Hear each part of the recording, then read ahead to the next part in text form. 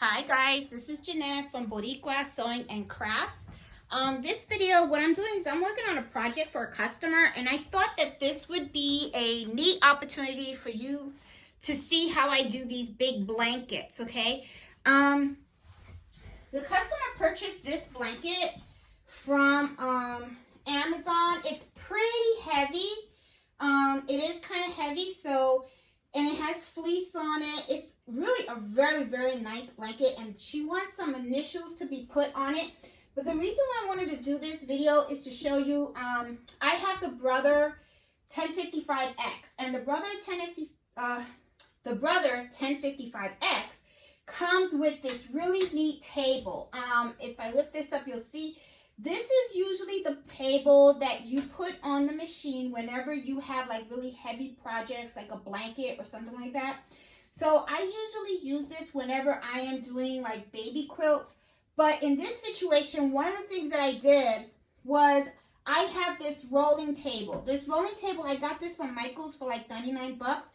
They do have it on Amazon, but I think in Amazon it was about like $159 or something like that. So it was a lot cheaper on Michael's. So what I like about this table is you get to roll it around, and it has like multiple uses. So if I need to walk around the room, I can actually take the table with me. And another reason why I want to do this video is because this blanket is really, really heavy, right? So I have it hooked up to the machine. They want initials to be placed in the corner of this blanket. Because this blanket is so heavy, I really just don't want all the weight to be on the arm of the machine. So I pulled this table, which has the wheels, and I find it perfect for me to position the blanket in a way so that it can help alleviate some of that weight, right? So for this blanket, I have tearaway stabilizer. It's very, very fleeced in the back. The reason why I chose tearaway is because it'll be less attractive in the back, and you know, I think it'll be fine because it is a very thick font too, so it's not going to sink into the fabric, disappear in the fibers and stuff like that. And I think this blanket is really going to hold off well during washes.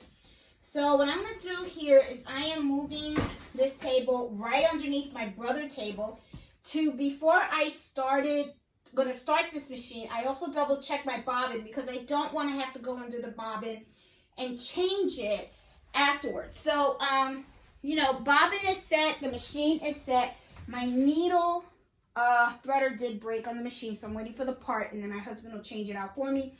I'm hoping to film that part so that way in case one of yours needle threaders break, you don't have to take it to the shop. It's very easy to do. You can do that yourself at home. So I'm going to go ahead and I'm going to start embroidering on this. And let me move the camera over here so that you can see the magic as it happens. And I'm going to try to, so you're going to wobble a little bit. And let's see how this works and stuff. And hopefully it comes out really good. Did soluble stabilizer on top. I do have a basting stitch around it, so it's going to be fine. And because the weight is not on the actual machine, it should be good. So I'm going to hit embroider, and it's good. It's going to be in the corner. I did it upside down. I'm going to double check the initials because while me and the customer were talking, she did notice that it was wrong when I first had it. So it's supposed to be CYOC, which is cut your own cheese. And yep, it is perfect. CYOC is just upside down. So I'm going to hit the start button. I'm going to let her roll. And hopefully it goes flawlessly. Okay, so here we go.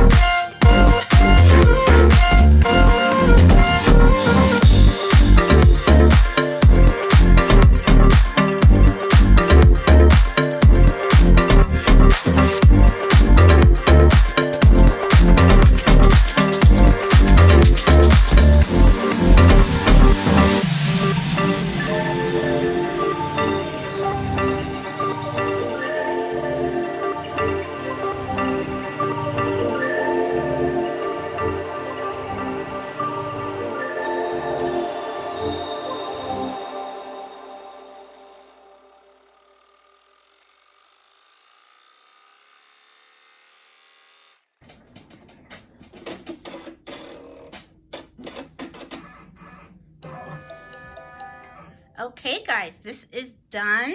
All right, so let me pull you back and let's see the final product on this. Okay, so all right, so we are done embroidering, and let me move this over here. Move this back a little bit, take this off the machine. Looks like it did a beautiful, beautiful job. See, really, really, really nice. Okay, let's move this around. This is a really nice blanket. I really like it. I mean, I'm gonna look for one for me. Okay, so I'm gonna take this off the hoop now. Okay. And when you're putting away these hoops and stuff, always make sure that these wordings, they match each other, because you don't want to like wear off the hoop. And you got to be very careful. So usually like the words and stuff, and the words here, make sure that they're facing each other, and then you snap it, and that's how you put them away. Okay, so it makes it last longer. So I'm going to, I'll put them right here. All right, so I'm going to move a little bit over here. And I don't know if you guys can see me. So I'm going to take a look at the angle here. There you go. I think this is better so you guys can see what I'm doing. As I said, I use tearaway. So what I'm going to do first is I'm going to take a pair of scissors and I'm going to cut the back of the basting stitch. Okay, I usually do like every other basting stitch, every other stitch, to pull off the water soluble from the top. Makes it a lot easier. Okay. And take your time, you know, don't, one of the things too, when you're done embroidering something, take your time removing the stuff, because you don't want to accidentally ruin the product, especially after you spent all that time embroidering it, you know, because some designs are very complex. So, all right, so I got all of that taken out. So I'm going to turn it over, and I'm just going to gently, okay, pull off the soluble stabilizer from the item. Okay, and do little by little, because I want to make sure that I take it out. And you don't want to like damage the item, especially if you have an area where the stitches, the basting stitches, are holding onto the fabric. You want to make sure these get thrown away. And I usually have like a little basket, cute little basket there. And let me take out the zero. There you go. And take out these extra stitches. Alrighty, I have extra stitches from back here, so I'm going to pull these off gently. And then I'm gently going to take off this. Right.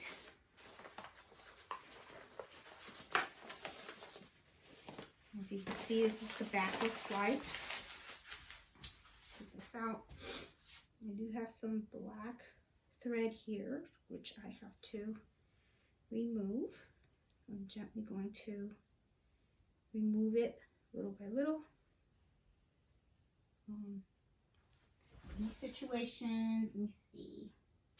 I do have either tweezers, or you can do a steam ripper, okay?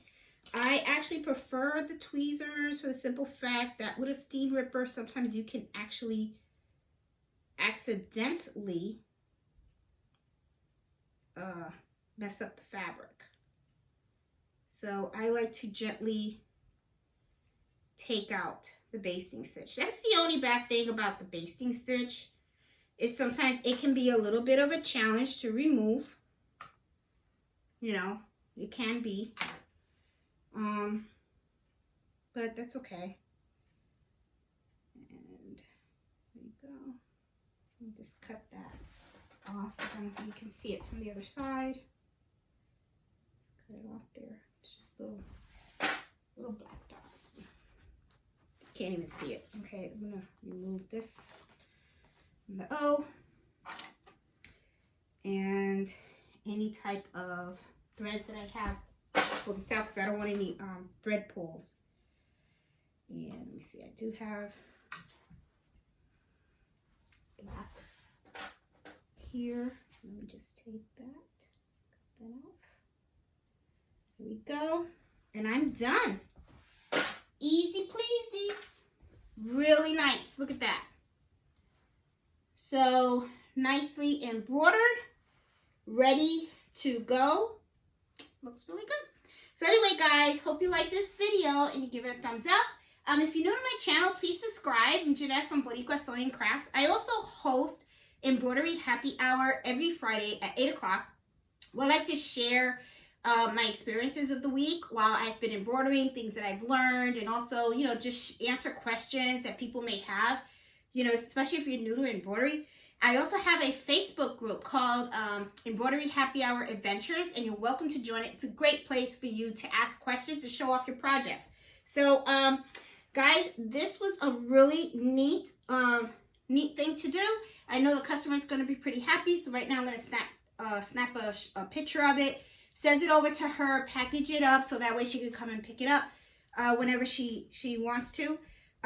Came out really nice. I'm very, very happy with the outcome. So hope you guys like this video. Bye.